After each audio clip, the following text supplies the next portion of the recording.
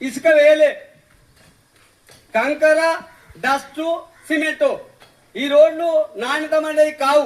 నేను ఏఈ గారికి ఫోన్ చేసిన, అయ్యా మా గ్రామంలో సీసీ రోడ్డు శాంక్షన్ అయినట్టున్నాయి, మరి ఎట్లా మీ పద్ధతి ఏమది, మీ రూల్స్ ఏంటి, ఒకసారి వచ్చి ఊళ్ళో చూసిరా అంటే 10 సార్లు వచ్చినా అన్నాడు.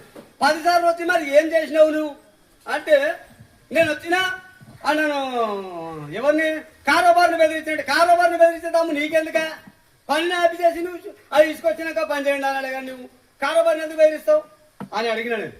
అంటే సరే నేను వస్తాను. ఇప్పుడు చేసినా ఏమయ్యా వస్తున్నావా, మరి అందరు అధికారులు ఉండాలి కదా అంటే నేను దవాఖానకు వస్తున్నాను అంటున్నాను.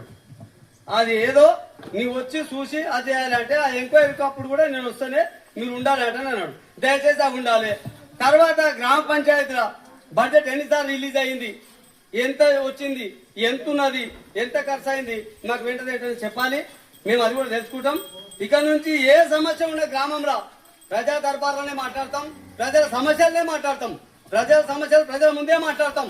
ఎంత బడ్జెట్ ఉంది, ఎంత బడ్జెట్ ఖర్చు అయింది, పాత ఎన్ని ఉన్నాయి, పాత ఎన్ని ఖర్చు అయినాయి, పాత ఎన్ని ఇవ్వాలి, పాత ప్రజలు ఎన్ని ఉన్నాయి, పాత ప్రజల దగ్గర ఎన్ని ఉన్నాయి, ప్రజలు పనిచేసిన ఎన్ని ఉన్నాయి, అవన్నీ టోటల్ కూడా బయటకు రావాలి.